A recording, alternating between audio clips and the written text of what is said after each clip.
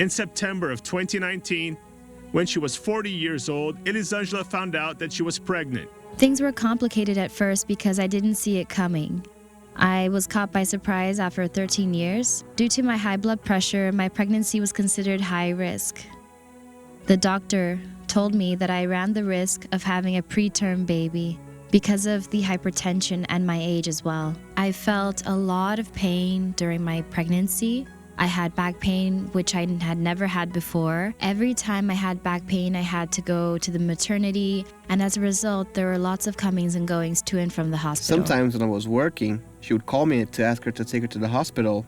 It was very complicated, actually. One day, because of a backache, I had to stay in the hospital. The doctor didn't discharge me, and she ordered an exam. It was a laboratorial exam. I had to stay there overnight and wait for the results before being discharged. The exam showed that I had eclampsia, and I was having back pain. I didn't know things were serious like that.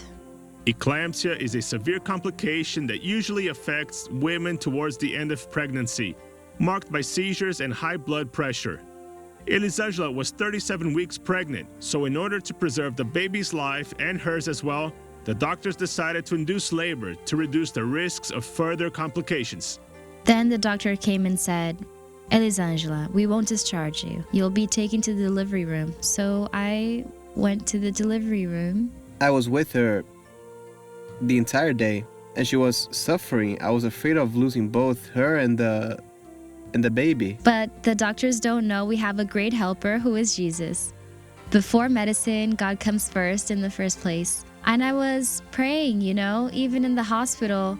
I was praying and seeking God because I couldn't take it any longer. And I was praying, I was asking Jesus to be there with me. I told her to be strong and that Jesus was with her. And God took good care of my family, and right after, a doctor came in.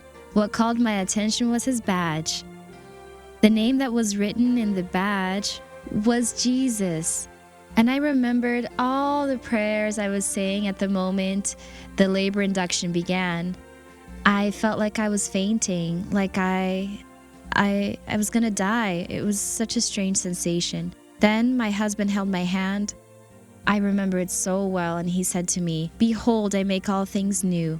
I closed my eyes and I begged God for strength, and in that moment, God renewed my strength, and I had my baby for the honor and glory of God. I have never gone through that in my life. He was born on May 17th. He's about to turn 2. He's a blessing, a present from God. She was so thankful that she decided to be a volunteer usher of the Lord's work. The feeling I have until today is that if God didn't help me, I wouldn't be here. I became an usher for the honor and glory of God. I made this decision because of what happened. I'm thankful to God. I'm willing to do His work. We acknowledge what God did for us. I'm thankful to Him. So I will do whatever I can to serve the Lord.